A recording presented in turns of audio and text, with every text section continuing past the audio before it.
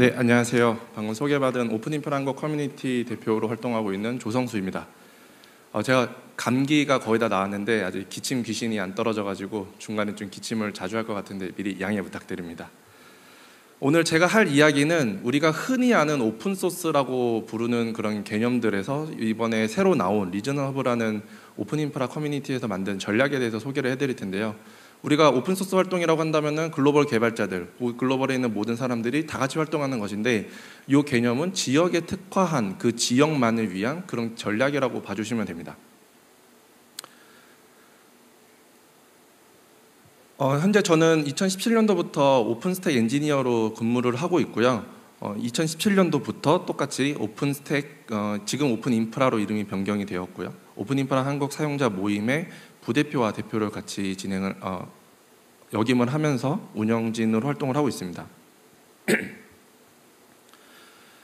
그래서 오늘 제가 할 이야기의 초점은 빠르게 변화하는 IT 기술뿐만이 아니라 빠르게 변화하는 이런 환경들, 그러니까 우리가 살아가는 이런 환경들에 맞춰서 오픈 인프라라고 부르는 오픈소스 커뮤니티가 선택한 오픈소스 전략에 대한 이야기입니다. 그럼 오늘 이야기할 오픈 인프라, 그러니까 풀어졌으면은 오픈 인프라 스트럭처란 무엇인지에 대해서 먼저 소개를 드리도록 하겠습니다. 오픈 인프라라는 것은 이 오픈 인프라 파운데이션의 홈페이지에 가서 보실 수 있는데 한 줄로 정의하면 IT 인프라스트럭처를 구성하는 컴퓨팅, 스토리지, 네트워크를 위한 오픈소스 기반의 통합 솔루션을 전체를 지칭을 합니다.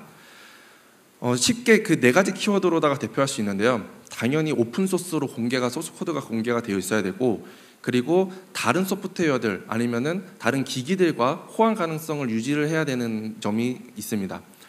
이제 당연히 그 인프라를 담당하는 소프트웨어들이다 보니까 확장성이 용이해야 되고, 그다음에 요즘에 가장 중요한 비용 효율적으로 이런 IT 인프라스트럭처를 구성할 수 있는 그런 솔루션들을 만들어내야 된다는 게 이 오픈 인프라에 대한 주요 개념입니다. 이 오픈 인프라가 탄생하게 된 거는 오픈스택부터 나오게 됩니다. 오픈스택은 2010년도에 나사에서부터 시작을 하게 되는데요. 그 당시에 나사는 대용량의 컴퓨팅 플랫폼을 만들고 있었습니다. 네블라라는 프로젝트인데요. 그 네블라라는 프로젝트를 렉스페이스라고 하는 회사에 기술 이관을 해주게 됩니다.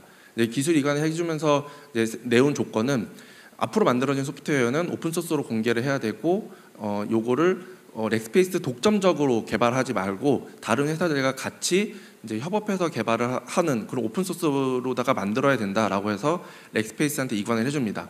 그렇게 해서 만들어진 게 바로 세계 최초의 오픈소스 클라우드 컴퓨팅 프로젝트인 오픈스택입니다. 그리고 지금의 오픈스택 프로젝트는 산업군을 가리지 않고 프라이빗 클라우드를 구성을 하거나 아니면은 데이터 센터의 인프라를 만들어야 된다고 할 때 소프트웨어 디파인드라고 부르는 모든 것들에 쓰이는 산업의 디팩토로다가 발전이 된 상태입니다. 오픈스택이 세상에 처음 나오고 2년 정도가 지난 다음에 이런 오픈스택을 더 투명하게 그리고 더 많은 개발자들이 개발할 수 있도록 미국의 그 주소지를 둔 비영리 재단을 설립을 하게 됩니다. 그리고 오픈스택이 점점 더 이런 IT 인프라스트럭처의 기본으로 들어가게 되면서 다양한 요구사항들이 생기면서 다양한 프로젝트들이 만들어지게 됐습니다. 엣지 클라우드를 만들 수 있게 해주는 스탈린엑스, 그 다음에 여러 개의 프로젝트들에서 발생하는 다양한 CI/CD 환경 파이프라인을 연동시킬 수 있게 해주는 쭈리라고 하는 도구, 그리고 최근에 마이크로소프트 애저가 시큐어드 컨테이너 서비스의 그 긴강 기술로 사용하면서 유명해진 카타 컨테이너와 같은 프로젝트 등 다양한 프로젝트들이 생기면서 이 재단이 하는 역할이 점점 더 커지게 됩니다. 그래서 2019년도에 오픈스택 파운데이션은 오픈 인프라 파운데이션으로 이름을 변경을 하면서 더 큰 목표를 가진 재단으로 발전을 하게 되었고요. 지금은 오픈소스 인프라스트럭처 생태계에 가장 중요한 역할을 하는 하나의 재단으로 활동을 하고 있습니다. 사실 오픈스택을 처음 만들 때 가장 큰 목표는 이 IT 인프라를 구성하는 모든 요소를 오픈소스로 만들고 싶다라는 큰 뜻이 있었습니다. 물론 가상머신을 만드는 거라든지 그런 가상화 기술들에 대해서는 이미 오픈소스로 되어 있는 프로젝트들이 많았지만 네트워크 장비들, 스토리지 장비들은 아직까지 벤더사에 의존할 수밖에 없었던 환경이었는데 지금은 오픈소스 기반의 스토리지 솔루션이라든지 오픈소스 기반의 네트워크 솔루션도 많이 나와 있기 때문에 이 IT 인프라스트럭처 전반을 오픈소스로 구성을 할 수가 있게 되는 것입니다. 전 세계 200여 개의 국가 그리고 약 8만 명 이상의 개발자와 사용자, 운영자가 같이 참가하면서 개발하고 있는 오픈소스 프로젝트인 오픈스택은 굉장히 체계적인 커뮤니티 구조를 가지고 있습니다. 약간 주황색으로 표시가 되고 있는 이사진들의 감시를 받고 있는 그 그룹들이 존재를 하고, 테크니컬 커미트라고 부르는 기술위원회의 그 감시를 받고 있는 여러 가지 조직들이 존재를 합니다. 오픈스택의 여러 가지 프로젝트들을 이제 직접적으로 개발하는 프로젝트 팀이 있고요. 그 다음에 여러 가지 사용 사례들을 수집을 하고 그 사용 사례들이 다시 업스트림에 반영이 될 수 있게 하는 스페셜 인터레스팅 그룹인 시그 등 다양한 그룹들이 존재를 해서 글로벌 커뮤니티를 만들고 있습니다. 근데 사실 이 오픈소스에는 업스트림과 다운스트림이라고 부르는 개념이 존재를 하는데요.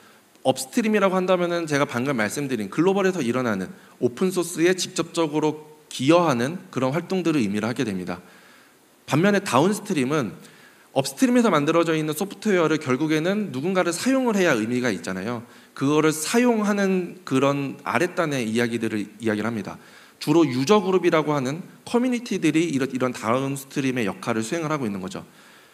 유즈 케이스를 만들어내고요. 다양한 경험들을 공유해서 오픈소스를 어떻게 하면 더 잘 쓸 수 있을지 공유하고, 버그를 발견하면 그 버그를 업스트림에 리포트하는 등 이런 업스트림과 다운스트림의 선순환 구조들이 만들어지면서 오픈소스라는 거대한 커뮤니티가 운영이 되게 되는 거죠. 오픈인프라 파운데이션에서 관리하는 공식 유저 그룹은 전 세계 34개 국가에 47개의 유저 그룹이 존재합니다. 오픈스택은 업스트림에 있는 다양한 개발자들 뿐만이 아니라 각국에 있는 유저 그룹들의 역할 또한 굉장히 중요하기 때문에 이런 유저 그룹 활동들도 파운데이션에서 공식적으로 관리하고 있습니다. 한국도 오픈인프라 파운데이션에서 관리하는 공식 유저 그룹 중에 하나입니다. 앞에서 설명드린 그런 개념들 말고 작년 6월 오픈인프라 밴쿠버 서밋이라고 부르는 글로벌 서밋에서 오픈인프라 파운데이션은 리저널 허브라는 개념을 새롭게 도입을 하게 됩니다. 현재 전 세계적으로 이 리저널 허브는 크게 두 개가 있는데요. 유럽과 아시아 이렇게 두 개가 있습니다. 우리가 오픈소스가 가장 많이 만들어지는 곳은 미국입니다. 오픈소스 그 코드 기여가 굉장히 많이 일어나는 곳은 미국인데 왜 유럽하고 아시아를 대상으로다가 리저널 허브를 만들었는지 그 이야기를 이제부터 하도록 하겠습니다. 이런 리저널 허브의 주요한 역할은 지역에서만 발생하는 그런 전략적인 이슈를 논의하고 그 지역에서 발생하는 오픈소스의 니즈 사항들을 취합을 해서 업스트림에 올리는 글로벌 재단에 전달하는 역할이 주가 되게 됩니다. 그리고 오픈스택의 특성인데요. 오픈스택이 쓰이는 곳은 결국에는 이런 인프라를 만드는 쪽입니다. 결국에는 어느 한 기업이 자신의 서비스를 돌리기 위한 그 근간 시스템을 만드는 거기 때문에 법과 제도의 영향을 굉장히 많이 받게 됩니다. 그러면 그 법과 제도의 영향을 받는 오픈소스가 어떠한 기능들을 가져야 되는지에 대한 요구사항은 지역마다 다 다를 수밖에 없죠. 대표적으로 금융이나 공공에 들어가야 된다 그러면 인스턴스에 들어가는 볼륨 데이터가 꼭 암호화가 돼야 된다. 암호화도 어떤 알고리즘이 지원이 돼야 된다와 같이 이런 지역에 특화된 어느 한 산업군에 특화된 요구사항들이 발생을 하게 되는 거죠. 근데 그게 글로벌 재단 전체가 전 세계에서 일어나는 모든 일을 다 팔로우할 수는 없습니다. 그래서 리저널 허브라는 것을 둬서 아시아 지역과 유럽 지역에서 발생하는 여러 가지 니즈들을 글로벌에다가 쉽게 전달할 수 있게 그렇게 하는 역할로다가 하는 거죠. 오픈인프라 파운데이션에서 발표한 그 통계 자료들을 보면은 전 세계의 멤버들 중에서 40% 이상이 아시아 사람들이고 또 마찬가지로 40% 정도가 유럽에서 온 사람들이라고 합니다. 그러니까 실제로 멤버 구성으로만 보면은 미국이나 아니면 다른 국가들의 비중은 점점 더 작아지고 있는 거죠. 자, 그럼 앞에서 이야기한 지역에서 발생할 수 있는 전략적인 이슈들이 무엇이 있을까요? 가장 대표적으로는 올해 가장 뜨거웠던 이슈 중에 하나입니다. EU에서 발의한 사이버 보건법이 대표적인 예시입니다. 사실 저도 오픈소스 커뮤니티에서 활동하지만 뒤늦게 이 소식을 접했거든요. 사실 한국에서는 그렇게 크게 영향을 받지 않는 법안이긴 하지만 EU에서는 가장 크게 문제가 됐던 거고, 이게 오픈소스를 관리하는 글로벌 재단들은 이 법 때문에 한바탕 소동이 일어나기도 했습니다. 요거는 2024년 4월 3일에 나온 기사인데요. EU에서 발생한 사이버 보건법들 때문에 글로벌 오픈소스 재단들이 비상에 걸렸다는 이야기입니다. 그럼 이 사이버 보건법이 정확히 무엇이냐? 쉽게 설명드리면은 EU 전역에서 판매되는 하드웨어와 소프트웨어에 대해서 항상 최고의 사이버 보안을 유지하기 위해서 패치가 만들어져야 되고 그게 적용이 돼야 된다는 법안입니다. 그리고 이 법을 준수하지 않으면 개발자한테 그리고 그 기업한테 최대 1,500만 유로 또는 전 세계 매출의 2.5%에 해당되는 벌금이 부과가 되는 거죠. 이게 우리가 그냥 그 운영자 입장에서는 너무나도 당연한 거죠. 항상 보안이 유지가 되어야 하는 소프트웨어, 최신의 버전을 써서 안정성이 높은 소프트웨어들을 운영을 하는 것이 굉장히 중요한데, 이게 왜 오픈소스에 영향을 끼쳤냐면요. 여기서 말하는 개발자가 돈을 받고 일하는 개발자들 뿐만이 아니라 오픈소스 개발자들도 포함이 되기 때문입니다. 이 법에 따르면요, 오픈소스의 취약점이 발견이 되어서 어느 한 기업이나 EU에서 활동하는 기업에서 피해가 발생을 했어요. 그러면은 그 피해에 대한 모든 책임은 업스트림 개발자한테 있습니다. 여기서 말하는 업스트림 개발자라는 거는 커미터나 뭐 이런 광범위한 범위도 있을 수 있겠지만은 주로 이제 어느 한 저장소를 관리하는 메인테이너들이 되는 거겠죠. 근데 사실 오픈소스는 모두가 자신의 시간을 쪼개서 돈을 받지 않고 자원봉사자로 이루어진 그룹입니다. 자원봉사로 만들어지는데, 그러다 보니까 메인테이너가 부족해서 활동이 저조한 프로젝트들도 발생을 하게 됩니다. 근데 이런 프로젝트들이 디프리케이트에 대해서 더 이상 이 소스 코드를 이용하지 못하게 막지는 않아요. 누구나 다 이용할 수 있게 하는 거죠. 근데 그런 소스 코드들에서 취약점이 발생하게 되면은 그거를 만든 메인테이너들한테 벌금을 부과하겠다는 거죠. 근데 중요한 거는 이런 법안들에 대한 결정이 오픈소스 커뮤니티와 충분한 이야기를 하지 않고 일방적인 통보로다가 이루어졌다는 점입니다. 실제로 파이썬 커뮤니티에서 오픈스택을 포함한 여러 프로젝트들에서 이런 네트워킹 처리를 하기 위해서 쓰는 이벤트렛이라고 하는 프로젝트가 있습니다. 굉장히 많은 프로젝트들에서 쓰이는데요. 장고나 이런 데도 쓰입니다. 이 중요한 프로젝트가 메인테이너가 부족해서 문을 닫는 일이 벌어졌습니다.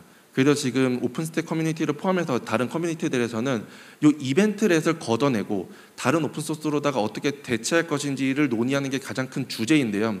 이런 중요한 프로젝트들이 어디선가 계속해서 쓰이겠죠. 그런데 이벤트렛에서 보안 취약점이 발생했다? 그러면 이벤트렛의 개발자가 법적인 책임을 지게 되는 문제가 발생을 하게 되는 거죠. 실제로 이클립스 재단을 포함해서 파이썬 소프트웨어 파운데이션 그리고 오픈 인프라 파운데이션에서 성명서를 내면서 이 법안을 반대하고, 그리고 이 법안에서 그 조항을 더 오픈소스 커뮤니티에 맞게 수정을 하기 위한 목소리를 내고 있습니다. 다행인 것은 이 법안이 시행이 되는 것은 2027년입니다. 그래서 아직 충분히 이야기할 시간이 존재를 하는데, 이런 식으로 유럽에서 아니면 아시아에서 그런 지역에서 발생하는 이슈들이 오픈소스에 영향을 끼치게 되기 때문에 그 지역에서 근무하고 있는 그 지역의 문화나 비즈니스를 잘 아는 사람들의 목소리나 경험들이 많이 필요하게 되는 거죠. 그 외 다양한 주제의 지역적인 이슈들이 있습니다. 데이터 주권을 가져야 된다, 아니면 그 클라우드에 대한 주권이 우리 국가에 있어야 된다라고 말을 하고는 소버린 클라우드, 그리고 최근에 VM웨어가 라이센스 정책을 변경하면서 VM웨어를 쓰던 여러 회사들이 오픈소스 기반으로 이전을 하고 있는데, 그런 VM웨어 마이그레이션과 관련된 이슈들, 그다음에 AI나 엣지 클라우드에서 오픈소스 기반으로 이런 클라우드를 구성하는 이슈 등 다양한 주제로 지역에서 다루는 이슈들이 존재를 하게 됩니다. 그래서 오픈인프라 아시아라는 재단이 만들어지게 됐고요. 싱가포르에 법인을 둔 아시아 지역에서 발생하는 이런 여러 가지 이슈들을 취합하고 논의하는 그런 협의체입니다. 아직 설립이 된 지 1년밖에 되지 않았기 때문에 뭔가 눈에 보이는 성과는 없습니다. 하지만 아시아에 있는 여러 가지 국가들, 그 다음에 기업들을 밀집시키고 그들이 더 많은 목소리를 낼 수 있도록 하는 중요한 역할들을 해내고 있습니다. 요거는 오픈인프라 아시아 홈페이지에서 보실 수 있는 현재 참여하고 있는 기업들의 목록입니다. 한국에서는 NHN클라우드와 데브스택이라는 기업이 참여하고 있는데요. 보시다시피 중국 기업들이 많이 참가를 하고 있습니다. 실제로 중국에서는 상용 솔루션을 가져다 쓰기보다는 오픈소스 기반으로 여러 가지 그들의 상품들을 만들어가지고 서비스를 하고 있는데요. 오픈스택이 중국의 국가 표준이라고 부를 수 있을 정도로 오픈스택도 굉장히 많이 사용을 하고 있습니다. 그렇다고 이제 오픈인프라 아시아 쪽이 중국이 주도해서 하는 건 아니라는 것을 좀 말씀드리고 싶어요. 리저널 허브가 만들어지고 그 다음에 지역에서 다룰 수 있는 그런 내용들이 뭐가 있을까를 논의하던 찰나에 이제 글로벌 서밋이 더 이상 존재하지 않고 이제 리저널 허브에서 주도하는 리저널 서밋이라는 거를 이제 만들기로 했는데 올해 9월에 처음으로 한국에서 오픈인프라 서밋 아시아가 개최가 됐습니다. 근데 오픈소스 기반의 인프라스트럭처를 이야기를 하는데 하드웨어에 대한 이야기를 빼놓을 수가 없거든요. 오픈스택을 구성하는데 하드웨어가 빠질 수는 없어요. 그래서 오픈소스 기반의 하드웨어를 논의하는 OCP 파운데이션과 같이 협의를 해서 이 아시아 지역에서 오픈 인프라와 오픈 컴퓨터 프로젝트가 어떤 역할을 수행을 해야 되는지, 현재 어떤 주제를 가지고 이야기를 해야 되는지를 주제로 하는 서밋이 열렸습니다. 당연하게도 요즘에 AI가 대두가 되다 보니까 AI 데이터 센터에서 오픈스택과 아니면 하드웨어들이 어떻게 쓰일 수 있는지, 어떤 시행착오들을 겪을 수 있는지에 대한 이야기가 주를 이루었습니다. 첫 번째로 열린 리저널 서밋인 오픈인프라 아시아 서밋에서는 190개 이상의 기술 발표가 진행이 됐고요. 240명 이상의 발표자와 그 다음에 30개 이상의 국가에서 1,500명 이상의 참가자가 오는 등 아시아에서 열린 첫 번째 행사임에도 불구하고 굉장히 많은 사람들이 참가를 하게 됐습니다. 심지어 글로벌 서밋 같은 경우에는 주로 미국이나 유럽에서 열리기 때문에 이 동남아시아권, 그 다음에 약간 아시아에 있는 좀 다른 국가에 여행하기 어려운 국가에 있는 엔지니어들이 글로벌 서밋에 참가하기가 어려운 문제점들이 있었는데요. 이런 리저널 서밋을 통해서 그 지역에서 있는 사람들이 보다 쉽게 글로벌 커뮤니티, 그 다음에 리저널 커뮤니티에 참가할 수 있는 기회를 제공해 줬다는 점에서 굉장히 큰 성과를 이뤄냈다라고 볼 수가 있습니다. 그래서 마무리를 하면은 오픈스택이라는 기업과 비즈니스에 매우 밀접하게 연관된 특수한 형태의 오픈소스 프로젝트가 이 급변하게 변화하고 있는 환경에서 살아남기 위해서 리저널 허브라는 것을 만들었고요. 이제부터가 시작입니다. 사실은 올해는 오픈인프라 서밋 아시아는 열리지는 않지만 유럽에서 서밋이 또 열리게 되게 됩니다. 그러면은 내년에는요. 그러면은 올해는 아시아에 대해서 이야기를 했다면 내년은 유럽에서는 어떤 일들이 일어나는지에 대해서 주로 이야기를 하게 될 것입니다. 이런 식으로 오픈스택이 그다음에 오픈인프라가 각각의 지역에서 어떤 문제점들을 가지고 있는지, 그 문제를 해결하기 위해서 어떤 노력들을 하게 되는지 앞으로 공개가 된 자리에서 계속해서 이야기가 될 거니까요. 이 오픈인프라 커뮤니티의 모험을 여러분들이 한번 응원해 주시고 그 다음에 관심 있으신 분들은 같이 참여해 주시면 감사하겠습니다. 지금까지 제 이야기를 들어주셔서 감사드리고요. 발표 마치도록 하겠습니다. 감사합니다.